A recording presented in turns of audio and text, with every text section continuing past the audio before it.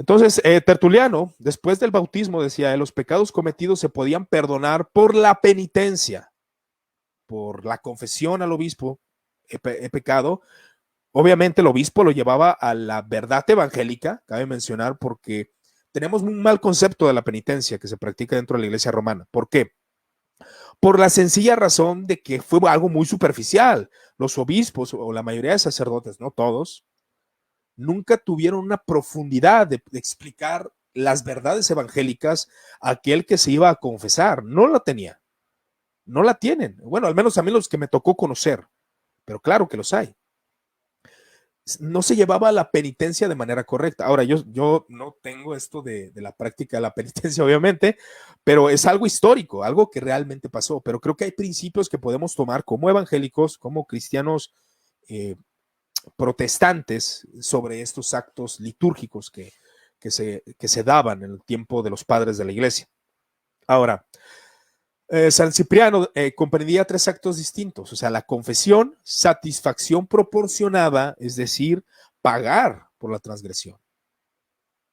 A la gravedad del pecado, por ejemplo, si robaba a alguien, pues que pague. Eso es satisfacción del pecado, no solamente, Señor, te confieso mi pecado. No, no, no, no. Para los padres era importante que el cristiano actuara. Pues engañé a la iglesia, ¿no? Alguien que haya engañado a una iglesia, pues ahora con tus hechos, con la negación de ciertos, digámoslo así, algún pastor que haya hecho un engaño en la iglesia, ya sea de dinero, X cosa, pues se le quita de los privilegios. Hay una satisfacción proporcionada, se debe satisfacer.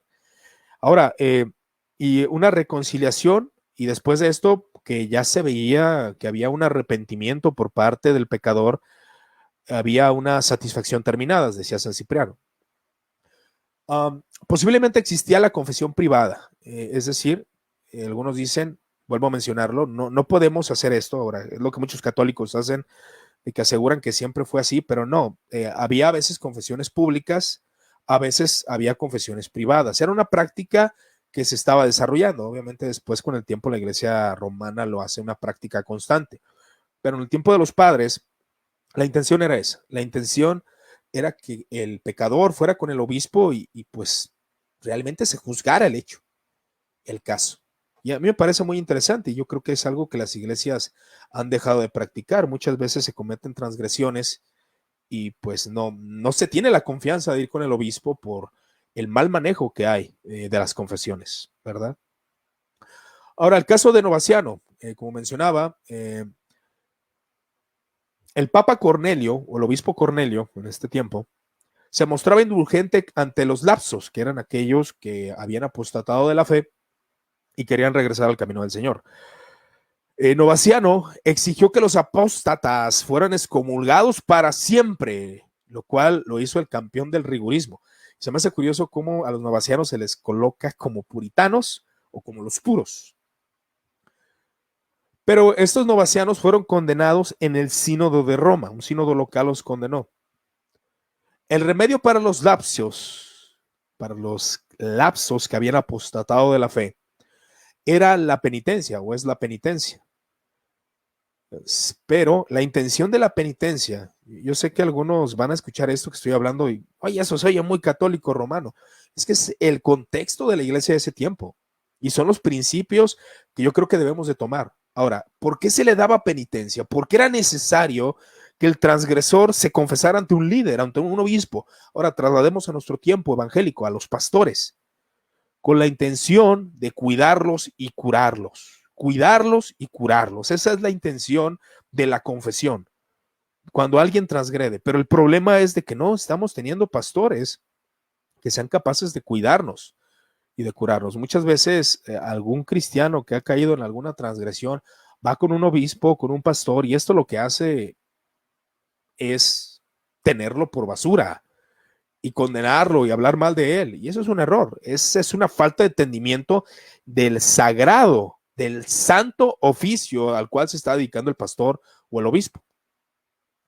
Ahora, Novaciano era un hombre excepcional por sus cualidades intelectuales y preparación. Entonces hubo grandes exponentes como San Epifanio, que reconoce que no hay más que una penitencia perfecta, dice él. aquí hay diferencias referente a esto de la penitencia.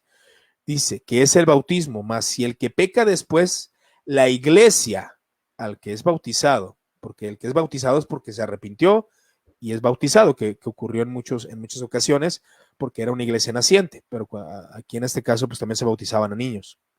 Pero el bautismo era el inicio para la vida cristiana. Mas si alguien pecaba de manera terrible, pecados mortales, como algunos le dicen, la iglesia no le dejará sin auxilio. La iglesia debe cuidarlo. Para eso tiene la facultad la iglesia o el obispo de darle penitencias. Ahora, es que miren, mis hermanos, la penitencia en ese entonces, la intención de la misma era que el penitente pudiera cumplir, pudiera ser reivindicado, pudiera corregir su vida. Y eso es muy interesante. Así que si algún apóstata en nuestros tiempos, alguien que haya blasfemado al Señor Jesús por medio de redes sociales o en su misma iglesia, no lo sé, sí, hay perdón, pero creo que se debe de considerar el arrepentimiento genuino y también la penitencia. A lo mejor alguien que fue un pastor y blasfemó y apostató y quiere regresar, puede regresar, pero la iglesia debe considerarle, darle alguna penitencia, abstenerlo de ciertas cosas hasta analizar a la persona. Y eso es lo que muchos obispos, desgraciadamente, no están queriendo hacer. Es una problemática que tiene la iglesia cristiana de hoy, donde no se da seguimiento a la vida de las personas. No hay un labor pastoral, no hay una pregunta de la vida espiritual de los cristianos. En nuestros cultos se ha reducido nada más a la predicación de la palabra en el púlpito, pero no hay nada de seguimiento en la vida de los cristianos, ni se analiza la vida de cada uno de ellos, ni se toma en cuenta sus actitudes, si cayeron en pecado, cómo van caminando, qué piensan, cómo viven, cuáles son sus prácticas espirituales. Realmente no se tiene un seguimiento de la vida de los congregantes y eso es triste. Y yo creo que por eso precisamente, aunque la penitencia no se practica en nuestras iglesias evangélicas, sí se deben tomar ciertos principios del seguimiento evangélico, de buscar la reconciliación de aquel que haya pecado o aún haya apostatado de la fe.